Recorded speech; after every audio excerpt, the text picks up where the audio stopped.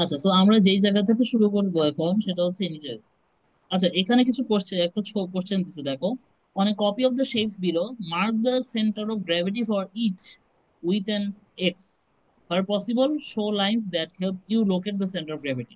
তোমাকে কিছু ছবি দেওয়া আছে দেখো এখানে। এখন এই ছবিগুলোয় তোমাকে যেটা বলতে হবে যে ধরো এ নাম্বার যেই শেপটা, ওর সেন্টার অফ গ্র্যাভিটি কোথায়, ওখানে একটা ক্রস চিহ্ন। বি তে কোথায়, সি তে কোথায়, তারপর হচ্ছে ডি তে কোথায়। বুঝতে পারছো? তো জি। আমি তোমাকে এক্সেস দিচ্ছি, তো তুমি আমাকে বলবা এখনই ড্র করে। তুমি তো ওই পাশ থেকে আঁকতে পারবা, বুঝছো? হ্যাঁ তোমাকে আমি হ্যাঁ। এক্সেস দিচ্ছি, ধরো। এক্সেস, আচ্ছা এক্সেস মনে হয় আছে, হ্যাঁ তুমি দাও। ড্র করো তো। ধরো এ নাম্বার শেপটার। মানে আমার তো অ্যাক্সেস নাই। কেন এক্সেস নাই কেন? থাকার কথা। এক মিনিট দেখতেছি। দেখো তো। উম, অ্যানোটেশন পয়েন্টটা নিয়ে মার্ক করো, নাই। যে কোনো একটা মার্ক করো, তাইলে আমি বুঝবো থাকার কথা। নাই ভাই, আমি তো তোমার দেখতেছি। ওখানে কি কি অপশন দেখাচ্ছে? অ্যানোটেট অপশনটা আছে? না, নাই। কি আছে তোমার ওখানে? ওয়েট, আমি বলি আমি ব্রাউজার দিয়ে ঢুকছি, লাইক ওই যে ইয়াটা হ্যাঁ। আমার ল্যাপটপে জুম ইনস্টল করা না, এটার জন্য মেবি। ও আচ্ছা, জুম নাই। আচ্ছা তাহলে রিকোয়েস্ট এই রিমোট কন্ট্রোল এই যে approve, pointer. Approve, yes approve দিছি, করো। অ্যানোটেট যাও। অ্যানোটেটে গিয়ে তুমি ইয়ে নাও। এখন কই এর দেখো, অপশন পাচ্ছি না ভাই। দেখতেছো না উপরে? উপরে না, জাস্ট রিমোট কন্ট্রোলের ইয়াটা আচ্ছা আছে, আর দাঁড়াও, কিছু আমি নাই। দিচ্ছি। হ্যাঁ, এখন আসছে দেখো। এই যে নাই। দেখছো? এই যে হ্যাঁ, কোন এখন এই যে তুমি নাড়াচ্ছ তো কার্সর। ও আচ্ছা আচ্ছা, দেখা যাচ্ছে। হ্যাঁ, এটা দিয়ে মার্ক করতে পারবে, হ্যাঁ।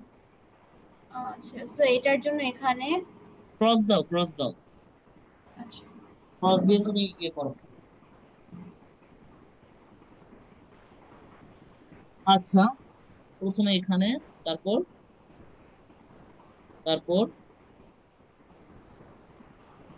তারপর। এটার জন্য তো মানে এটা সেন্টার, বাট এটা তো বাইরে চলে থাকে, চলে আসে। আচ্ছা, আমাকে একটু বলো যে প্রথম যেটা, এটা কেন এইখানে? কারণ হচ্ছে দেখো, সবসময় মিডলে থাকতে হয়। ধরো তোমার এইটুকুর মিডল কোনটা, ধরো এইটা। ঠিক আছে? আর হুম। ধরো এই উইথ বরাবর মিডল হচ্ছে এইটা। তাই এই দুটার ইন্টারসেক্টিং পয়েন্টে তুমি পাচ্ছ। কথা কি বুঝতে হুম। পারছো? জি। আচ্ছা, এটা তো সার্কেল, তার মানে সেন্টারে হবে। এটা অবশ্য বলা কিছু নাই। আর এই পয়েন্টটা কি বলতো? এই পয়েন্টটা কিভাবে আসতেছে? এই পয়েন্টটা হচ্ছে তোমার সেন্টার অফ গ্র্যাভিটি কোনটা হবে? ওই যে ওই পয়েন্টটা, তুমি মিডিয়ান ড্র করবা। মিডিয়ান হ্যাঁ। গুলো যেই পয়েন্টে ইন্টারসেক্ট করবে, জি পয়েন্ট বলে ওটাকে। কথা বুঝতে পারছো? পড়ছো না ম্যাথ এটা? জি। হ্যাঁ। এভাবে। আর এটা তো বুঝতে পারছো, এটা সার্কেল যেহেতু, তবে মাঝে আসবে, কিন্তু এটা হলো, হলো স্ফিয়ার তো। মাঝের অংশটা তোমার কি থাকবে? হলো থাকবে। ওকে, গুড, পারছো তাইলে। আচ্ছা, কন্ট্রোল নিয়ে নাও, আমি এখন কাজ করব। এটা কি ওই যে গিভ আপ কন্ট্রোল? হ্যাঁ। আচ্ছা, এইবার আসি আমরা। Buses and other vehicles have to be tilt tested to an angle of at least 28 degrees from the vertical before they can carry passengers. আচ্ছা, প্যাসেঞ্জার ক্যারি করার আগে একটা টিল টেস্ট করে আর কি, বুঝছো? যে ও আহ, একটা, যাতে করে ও যদি একটা কোনো টার্ন নিতে হয় বা টিল্ট করা কোনো রাস্তায় যায়, ও আসলে ব্যালেন্স রাখতে পারবে কিনা, ওটার জন্য। এখন তুমি খেয়াল করে দেখো, সেন্টার অফ গ্র্যাভিটি কিন্তু চেঞ্জ হয়ে যাবে, তুমি দেখো। টিল্টের অ্যাঙ্গেলের উপর ডিপেন্ড করে, বুঝতে পারছো? যেমন এখানে এই পজিশনে এরকম, এখানে হলে এরকম। So use the ideas of stability and center of gravity to explain why either bus in figure 4.23 would topple over if tilted any further. You can draw on copies of the figure to help with your explanation. আর দেখো, তোমার এখানে একটু বোঝার ব্যাপার আছে। যখন তোমার normally আছে, বুঝতে পারছো? যখন তোমার নর্মালি আছে, তখন খেয়াল করে দেখো, এই জায়গাতে তোমার সেন্টার অফ গ্র্যাভিটি না। কিন্তু তুমি যখন আবার একটু কম টিল্ট হচ্ছ, তখন কিন্তু সেন্টার অফ গ্র্যাভিটি এই জায়গায়। তা দুই ক্ষেত্রে কিন্তু সেন্টার অফ গ্র্যাভিটি দুই রকম। আমার কথা বুঝতে পারছো? এটা কেন হচ্ছে, হ্যাঁ।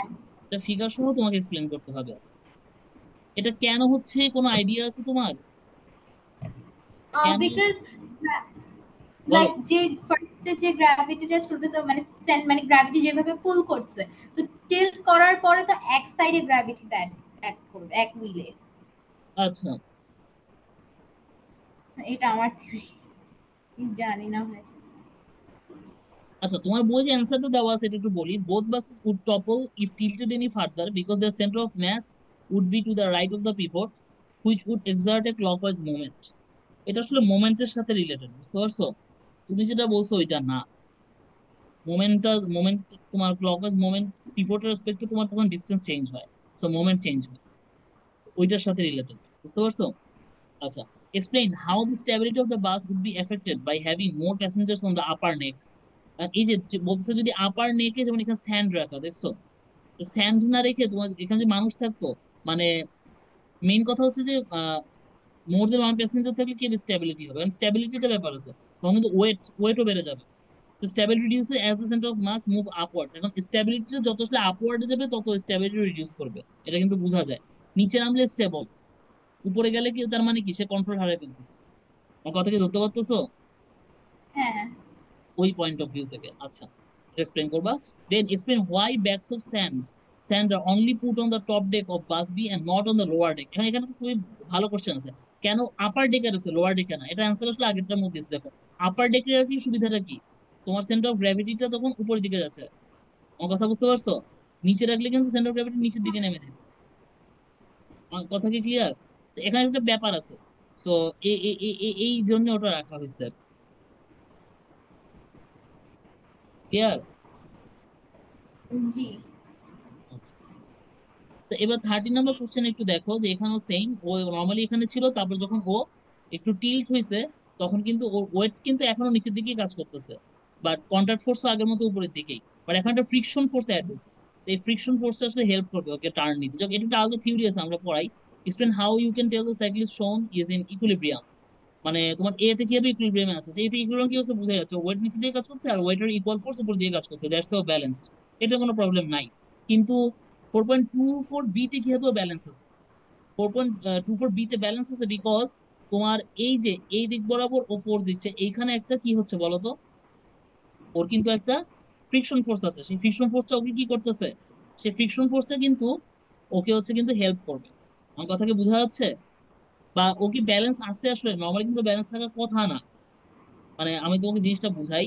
ধরো এখান থেকে তুমি চিন্তা করো, এখন তুমি এই বেঁকে গেছো, ফোর্স দিচ্ছ এই দিকে, তো তোমার ওয়েট কাজ করতেছে আগে থেকে নিচের দিকে, আর কন্ট্যাক্ট ফোর্স উপরের দিকে। সো ব্যালেন্স থাকবে না, তবে ফ্রিকশন ফোর্স একটা পর্যাপ্ত পরিমাণে হলে দেন তুমি সেন্ট্রিপেটাল ফোর্সের মাধ্যমে তুমি থাকবে, অন্য হিসাব। বাট এখন নর্মালি ও কিন্তু ব্যালেন্সে নাই। নো হবে অ্যান্সার।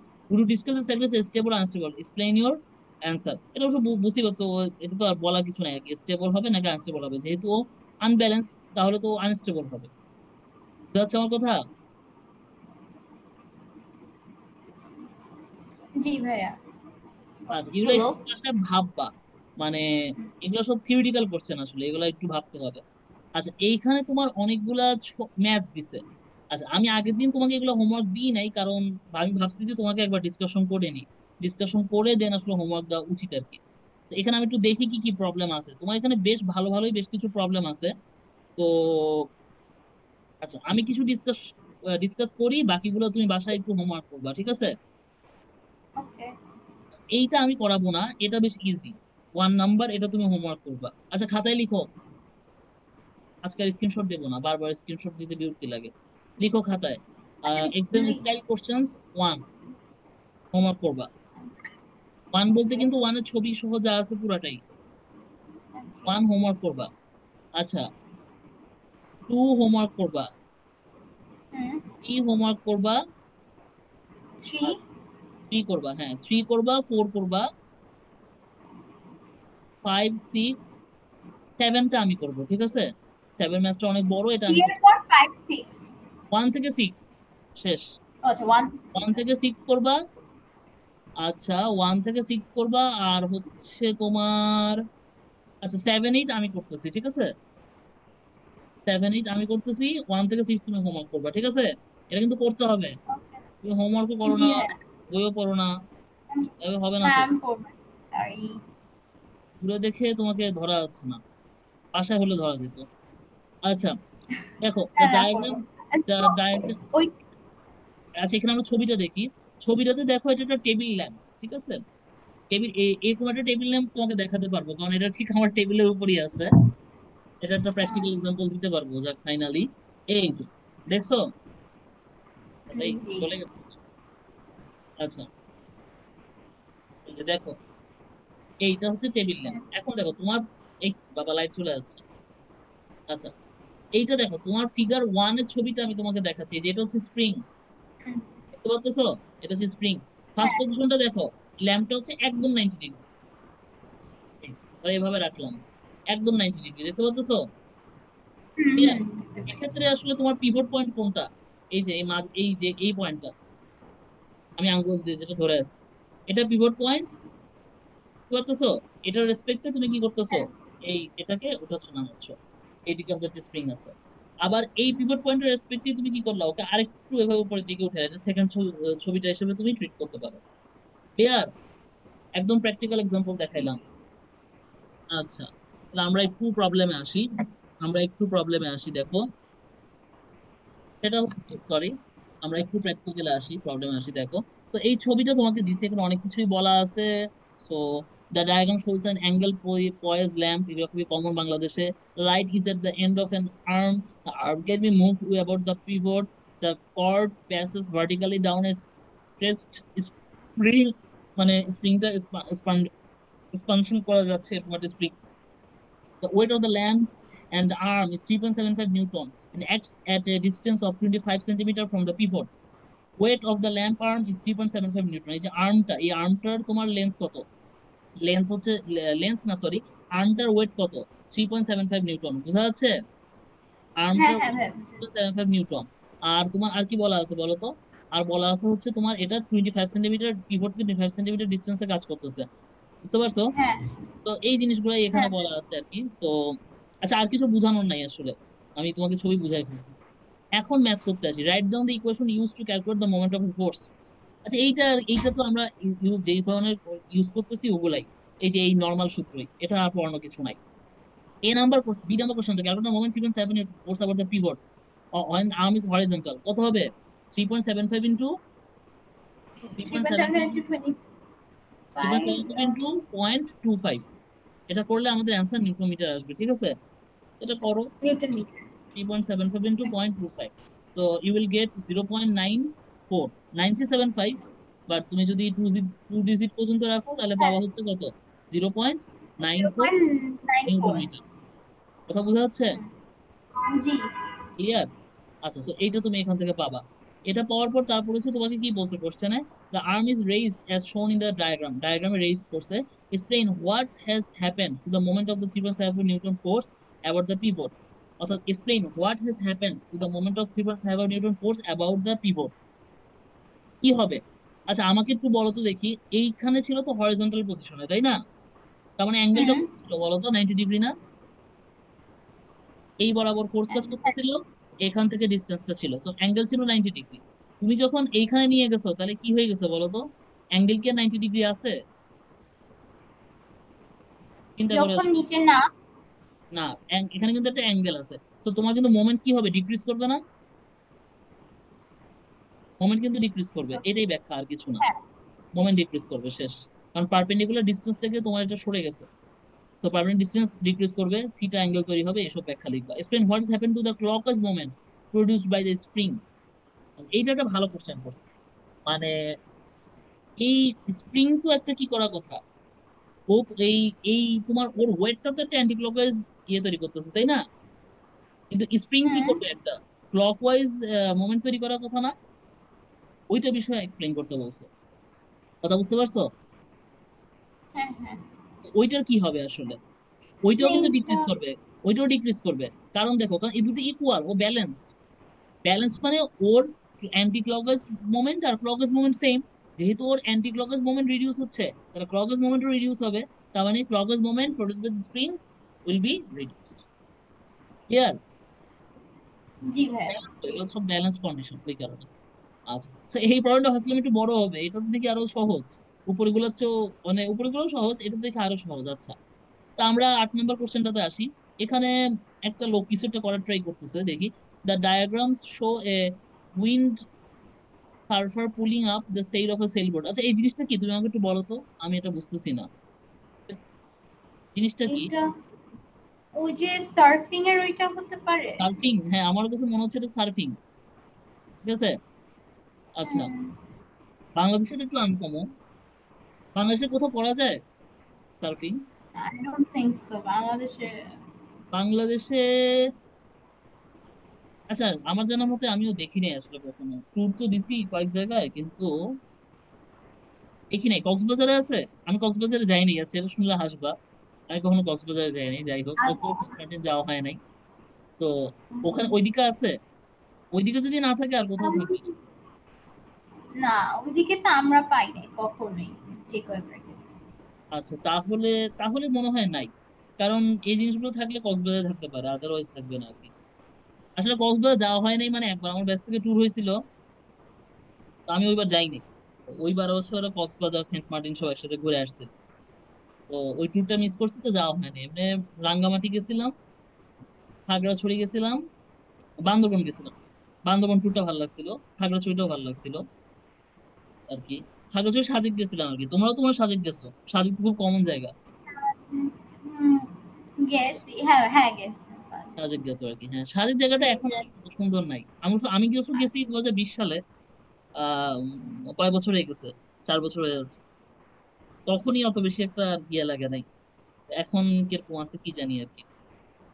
আর বান্দরবন যখন গেছিলাম আমরা, আমি গেছিলাম 2019 সালে, 2020 সালে। 2020 সালের জানুয়ারি মাসে গেছিলাম বান্দরবনে। তখন যেই জায়গাটা গেছিলাম কেওক্রাডং এ, তখন ওইখানে মানুষ একটু কম যায়। তো মানুষ যখন কম যায় আসলে ন্যাচারাল বিউটিটা অনেক ভালো থাকে। তো মানুষ গিয়ে গিয়ে জায়গাটা মানে নষ্ট করে ফেলছে এখন, বেশি যে যে আর কি। তো ওইটাতে এখন অবস্থা জানি না, তো শুনছি আর কি যে আগের মতো সুন্দর নাই। মানুষ বেশি যে যে টুরিস্টরা বেশি যে যে নষ্ট করে ফেলছে, এই আর কি। আর রাঙ্গামাটি গেছিলাম 2022-এ মনে হয়, 2022-এ বা 21-এ গেছিলাম। 21-এ গেছিলাম, সরি 22-এ না, 21-এ গেছিলাম। তখন আমার ভালো লাগে নাই, কারণ 2021-এও জায়গাটা আর কি খুব মানে কাপ্তাইয়ের ওখানে আর কি। টুরিস্টরা বেশি যেখানেই হুম, যায় জায়গাগুলো নষ্ট করে ফেলে আর কি। আর বাইরে ক্ষেত্রে উল্টা, এটা আবার দেখা গেছে মানুষ বেশি গেলে ওটাকে আরো করে রাখে। আচ্ছা, whatever. The diagram show a windsurfer pulling up the sail of a sailboat. The sail pivots where it joins with the board at point P. তাহলে এই পি পয়েন্টটা হচ্ছে আসলে তোমার পিভটের ক্ষেত্রে, ঠিক আছে। এবং ও এটা ধরে পুল করতেছে, সো টার্ন হচ্ছে। কথাটা বুঝতে পারছো? যদিও আমি কাজটা কখনো হ্যাঁ, করি নাই, বাট তারপরেও তোমাকে মনে হচ্ছে যে এটা এভাবেই হচ্ছে, ওয়ার্ক ডান করতেছে আর কি। ছবি দেখে এবং ডেসক্রিপশন পড়ে আর কি মনে হচ্ছে। হাতে নাতে করতে পারলে একটু ভালো হইতো, তাই না? আমার আসলে এই জিনিসগুলো যেমন অনেক ইন্টারেস্টিং ফিল হয় যখন হচ্ছে আমি ফিজিক্স বই পড়ি, এটা আসলে হাতে করতে খুব ইচ্ছা করে। ফিজিক্সের ব্যাপারটা কি, যখন তুমি প্র্যাকটিক্যালি করবা জিনিসগুলো আরো বেশি বোঝা যায়। যেমন ধরো ওই দিন হচ্ছে আমি এই যে উত্তরা দিয়াবাড়ি গেলাম, তো ইয়ে করতে, কায়াকিং করতে। কায়াকিং তো করছো মনে হয়। আচ্ছা, মানে কোথাও না কোথাও না তো না। কোথাও না কোথাও তো করছো কায়াকিং। কি? কায়াকিং করে যে ওই যে যা- তোমার বোটে উঠে, হুম, করো নাই কখনো? what a- আহ, তুমি কায়াকিং জিনিসটা চিনতেছো না একেবারেই? না আমি আচ্ছা, বুঝতেছি তাইলে আমি না। তোমাকে দেখাই, এটা করার কথা। তুমি যেহেতু দেশে বাইরে গেছো, অবশ্যই করার কথা। তাও আমি দেখাই তোমাকে। আমি কাইকিং এর আগেও করছিলাম কয়েকবার। এই যে এটা, এই যে এই বোটে উঠে ইয়ে করেছে। করি না এটা, সবাই করছে, আমার ভয় লাগে এটা। আচ্ছা, এই এই উম, এটা করার কথা আসলে, অ্যাজ এ করো নাই আর কি, বুঝতে পারছি। একজন বা দুজন বসেও করা যায়। যাক, আমি তো কয়েকবার করছি, অত ভালো পারি না, যাই হোক। তো কাইকিং অনেক ইন্টারেস্টিং। তো কায়াকিং করতে মানে আমরা ফিজিক্স একটা ম্যাথ করি, তুমি এখনো করছো কিনা জানি না, আমরা ইন্টারমিডিয়েট লেভেলে করি আর কি। ভেক্টরের সময় তোমার এরকম বোটের ম্যাথ বলে আর কি, ওগুলো বুঝতে পারছো? সো বোটের ম্যাথ গুলাতে কি মানে কোন দিকে তুমি কিভাবে চালাইলে নৌকা সামনের দিকে যাবে, বোট কোন দিকে মুভ করবে কোন ডিরেকশনে, ওটা ভেক্টরের ম্যাথ আছে। তো আমরা ওই যে ওদিন এই এই 2-3 দিন আগে গেছিলাম। তখন হচ্ছে আমাকে দিছে, আমি পারতেছিলাম। পরে আমাকে বলছে, "এই তুই কি এত ভালো তুই ফিজ পড়াস, তো তুই হচ্ছে যে এই কাইকিং পারতেছিস না?" আমি বলছি, ভাই ম্যাথ করা এক জিনিস আর হাতে নাতে করা আরেক জিনিস। হাত, এক্সপেরিমেন্ট করা হ্যাঁ খুবই টাফ। মানে আমার কথা হচ্ছে মানে আমি এই আমাকে তো ইয়ে ইয়ে তোমার যে ওটা ওটা বোর্ড বলে না আসলে, ওটা ওটার স্পেশাল নাম আছে আমার মনে হয়। ওটাকে তো আমার সামনে নিতে হবে, আমি পিছাইছি আর কি। যাই হোক, মানে পরে আমি বলছি আমার ও আমার জুনিয়র ছিল আর একটা ব্যাচমেট, আমি জুনিয়র ওকে দিয়ে বলছি তুমি চালাও বাবা, আমি চালাইলে এই আজকে সারাদিনও এই নৌকা নড়বে না। তো পরে হইলো যে ও চালাইছে আর কি। তো আমি একটু একটু চালাইছিলাম। আসলে অনেক আগে একবার পারতাম, ওই 2000 আহ কত সালে ট্যুর দিছিলাম, 2018 সালে, 2018 2018-এ যখন দিছিলাম তোমার একটা লেক আছে, মহামায়া লেক বলে তোমার ইয়েতে, সীতাকুণ্ড, ওইখানে তোমার চালাইছিলাম। তো ওখানে চালানো অনেক ভালো লাগছিল। তো এত বছর পরে তো আসলে আমার মনে নাই আমি মাঝে আর কখনো কায়াকিং করছি কিনা, করছিলাম মনে হয় আরেকবার, বাট আমার মনে নাই আর কি, জিনিসটা ভুলে গেছি। তো যাই হোক, তো এই কায়াকিং ফিজিক্সের জিনিসগুলো আসলে তোমার প্র্যাকটিক্যালি করতে পারলে খুব ভালো হয়, তখন জিনিসটা বোঝা যায় ভালো। তোমার উইং যেমন আমরা বোটে ম্যাথে করতাম যে এয়ার ড্র্যাগের একটা ইফেক্ট থাকে, ওটা করতে গেলে হাতে নাতে বোঝা যায়। এটাও একটা সেম আর কি, সার্ফিং করলে কখনো বুঝবা আর কি। সো যাই হোক, সার্ফিং কখনো করলে জিনিসটা ফিল করবা। As the sail is pulled up from A to C, how does the force needed vary?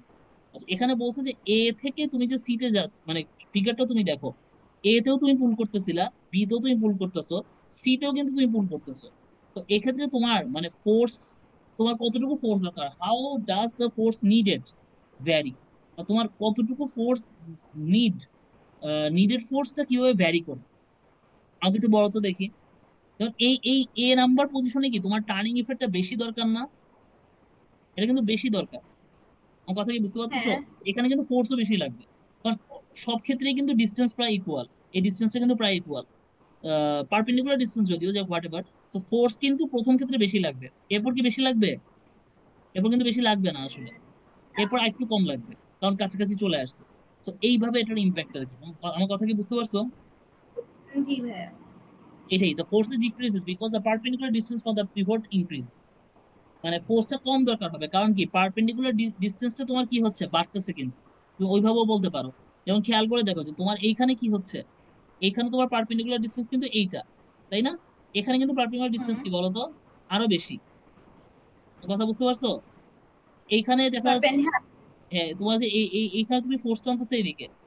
So perpendicular distance যদি বলো, সেটা হচ্ছে তোমার মানে পারপেন্ডিকুলার ডিস্টেন্স আস্তে আস্তে তোমার ইনক্রিজ করবে আসলে, কারণ থিটা তোমার কি হচ্ছে এখানে।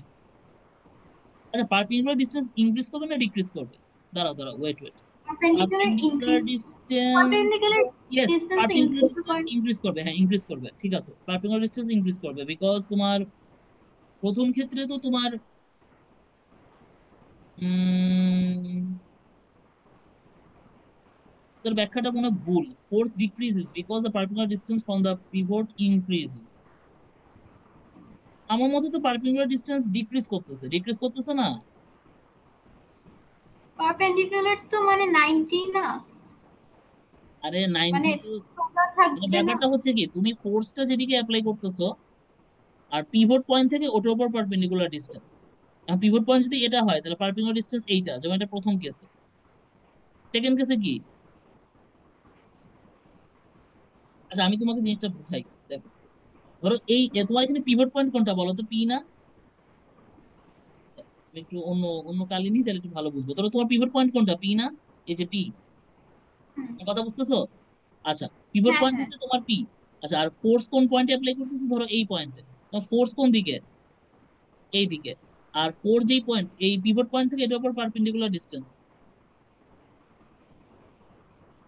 ধরো পিভট পয়েন্ট থেকে এই, দ্বারা আমার হচ্ছেটা কি,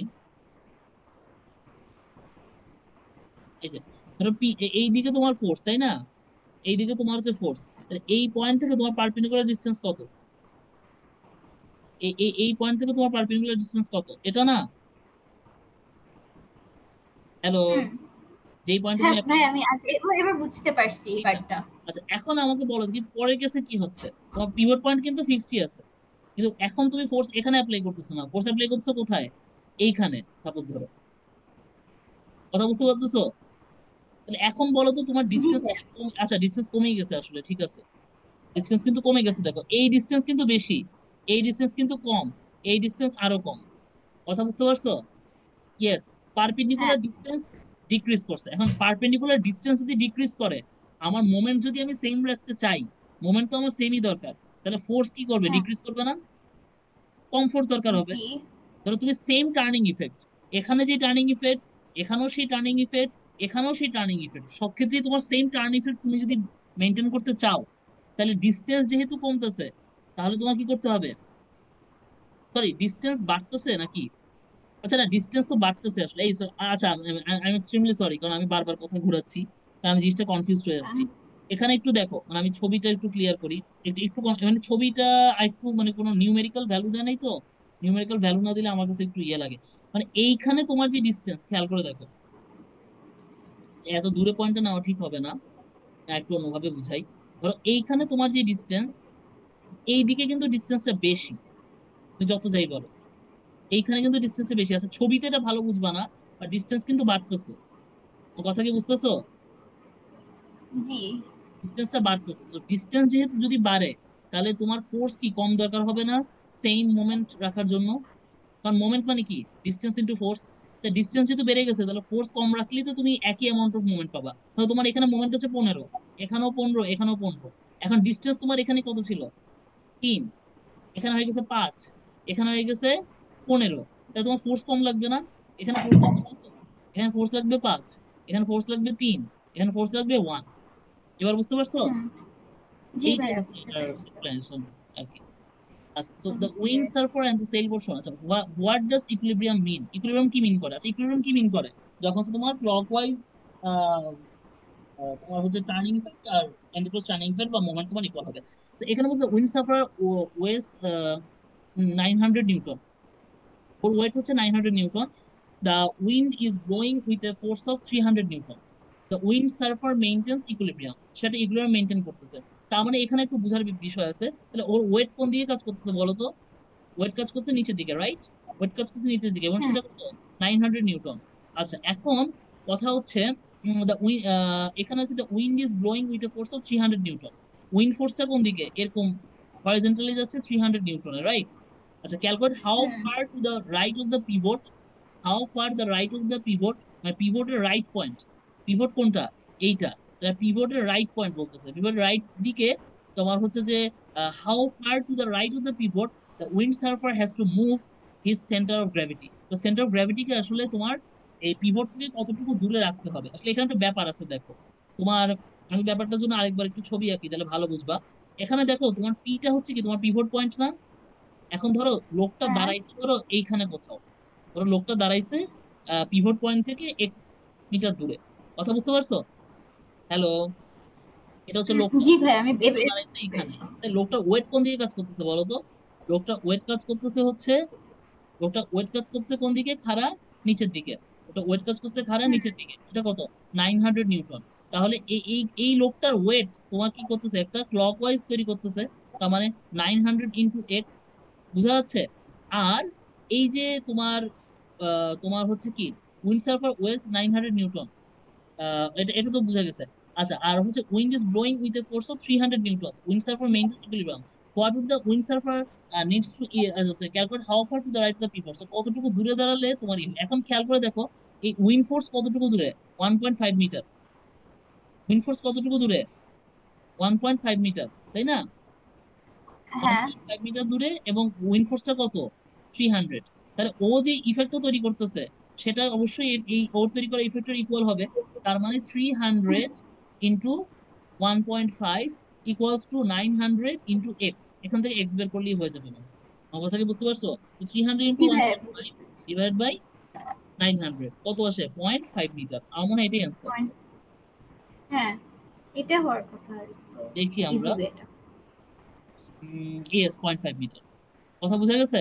আচ্ছা পরেরটা একটা জি। Theoretical question, what would the wind surfer need to do if the force of the wind decrease, এখন দেখো উইন্ড এখানে এটা হচ্ছে আগের ম্যাথের সাথে রিলেটেড দেখো, তাহলে আগের তোমার কত ছিল, 300 × 1.5 ইকুয়ালস টু কত ছিল, এক্স ইন্টু ওয়েট, তাই না, এক্স ইন্টু ওয়েট, হুম। তাই না।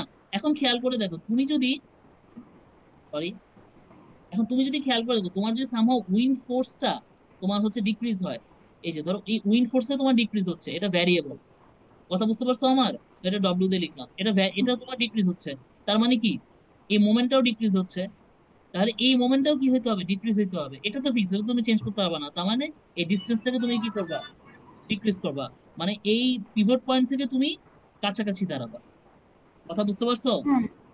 জি ভাইয়া। কোশ্চেন থাকলে বলতে পারো। এখন তো নাই সোফার। এটাই এখান থেকে বলছে যে move centre of mass closer to the pivot. আচ্ছা, তো আমি সবগুলোই মোটামুটি সলভ করে দিলাম। তো 1 থেকে 6 যেগুলো হোমওয়ার্ক দিচ্ছে এগুলো ভেরি ভেরি ইজি, দ্যাটস আমি আর করে দিই নাই। এগুলা করবা, আমাকে নেক্সট ক্লাসে দেখাবা। আমরা ইনশাল্লাহ নেক্সট ক্লাসে নতুন চ্যাপ্টার শুরু করব। নতুন চ্যাপ্টার হচ্ছে আমাদের কি, ফোর্সেস এন্ড ম্যাটার। আশা করি এই চ্যাপ্টারটা তোমাকে একটু হলেও ইন্টারেস্ট গ্রো আপ করবে। ঠিক আছে, আমি এক্সপেক্ট করতেছি এই চ্যাপ্টারটা অনেক ইন্টারেস্টিং। ঠিক আছে, এখানে অনেক ইন্টারেস্টিং ইন্টারেস্টিং জিনিস আছে। আবার উল্টোটাও হইতে পারে, তোমার বোর্ডও লাগতে পারে। তো বোর্ড লাগুক আর যাই লাগুক, পড়তে হবে, পারতে হবে। ঠিক আছে, এটা হচ্ছে মেইন কথা। তো এগুলো সব বুঝাই দিব। বাট এই চ্যাপ্টার থেকে আমরা নেক্সট দিন পড়বো। নেক্সট আমাদের পড়া কবে বলো তো? মঙ্গলবার। তো আমরা কবে কবে পড়বো বলো তো? মঙ্গল, বুধ, বৃহস্পতি। বৃহস্পতি, কথা বোঝা হ্যাঁ। যাচ্ছে? মঙ্গল বুধ, বৃহস্পতি 3 দিনই মঙ্গল পড়বো বুধ কিন্তু। বৃহস্পতি। 3 দিনই পড়বো কিন্তু। 3 দিনই রাত 10টায় পড়বো, ঠিক আছে? ওকে। ওকে। কারণ বছর তুমি একদিন পড়ো না, আর এই সপ্তাহে তো পড়াইতেই হবে। ওকে তাইলে, আল্লাহ হাফেজ। ওকে। ওয়ালাইকুম সালাম।